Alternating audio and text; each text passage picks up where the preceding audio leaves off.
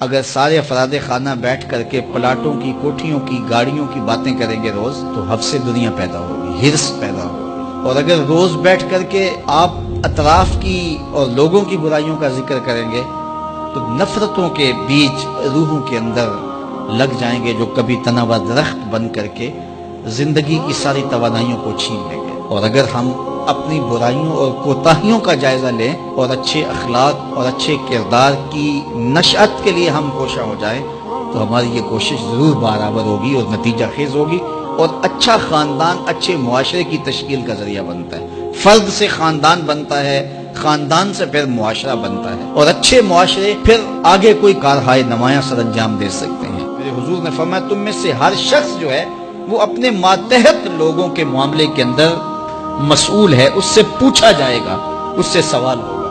آپ اگر ایک باپ ہیں تو 8، 4، 5 بچے آپ کے زیر کفالت ہیں تو ان کے معاملات کے آپ ذمہ دار ہیں۔ اگر آپ ٹیچر ہیں تو شاگردوں کے معاملات کے ذمہ دار ہیں۔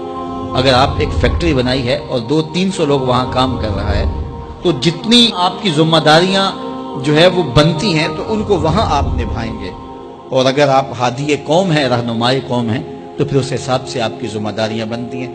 اب بتائیے یہ معاشرہ جس معاشرے میں ہم جی رہے ہیں، یہ عدم برداشت کا کلچر ہے۔ یہاں آپ ایک دکاندار سے بھی سودا لینے جائیں اور 1 سے 2 مرتبہ اس کو 1-2 بات پوچھیں تو وہ تلخ ہو جاتا ہے، حالانکہ اس کی تو دکانداری ہے تو اس کو تو سننا چاہیے، لیکن معاشرے کے اندر تلخی اتنی آگئی ہوئی ہے، عدم برداشت ایسے پیدا ہو گئی ہے کہ اب مجھے بتائیے کہ وہ شخص جس کا فائدہ ہے تو وہ بھی آگے سے تلخ ہو رہا ہے، تو پھر اس معاشرے کی گراوٹ کا آپ اندازہ کر سکتے ہیں۔ منبر و محراب سے ہم دیکھتے ہیں کہ ایسے ایسے تلخ جملوں کے تبادلے ہوتے ہیں کہ بعض لوگ یہ سمجھتے ہیں کہ یہ منبر پہ بیٹھنے والا جو شخص بول رہا ہے، یہ جو یہاں سے کہہ رہا ہے یہ دینی ہے۔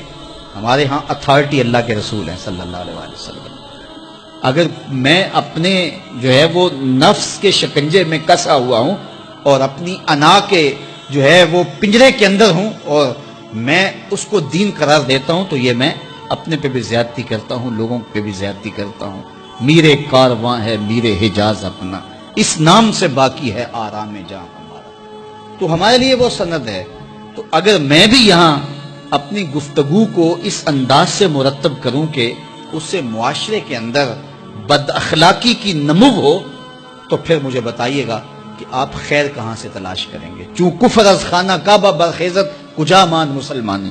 ایک فارسی شاعر نے کہا کہ جب کعبے سے کفر کھڑا ہو جائے تو پھر مسلمانی آپ کہاں سے تلاش کریں گے؟ منبر و محراب جس کی ذمہ داری ہی حسن اخلاق سکھانا تھا، تو اس کی ذمہ داری جو تھی اس کے برعکس وہ کام کر رہا ہے۔ جس کا کام تزکیہ قلوب تھا، تصفیہ باطن تھا، اب وہ سالکین کا تصفیہ کرنے کی بجائے ان کی جیبیں صاف کرنے کے چکر میں ہے کہ تمہارا دل تو صاف نہیں کر سکتا، تمہاری جیب صاف کر دوں گا۔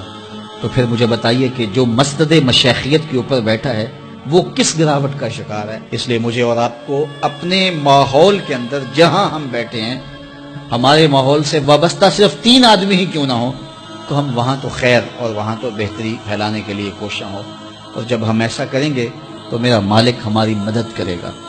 تو یہ وہ نمایاں چیزیں ہیں ہمارے دین کی، حسن اخلاق اور حیا۔ اب دور موجود کے اندر حیا کا جوہر لٹ گیا، اور پھر ہمارا الیکٹرانک میڈیا، پھر اس کے بعد اب سوشل میڈیا کی قیامت جو ہمارے اوپر ٹوٹ پڑی، اس نے خلوتوں کو بھی پاکیزہ نہیں رہنے دیا۔ تو حیا کا حقیقی جوہر موجود ہوگا تو پھر خلوت ناپاکیزہ نہیں ہو سکتی، پھر خلوت کے اندر بھی روشنی اور جالا اور چراغاں ہی رہے گا۔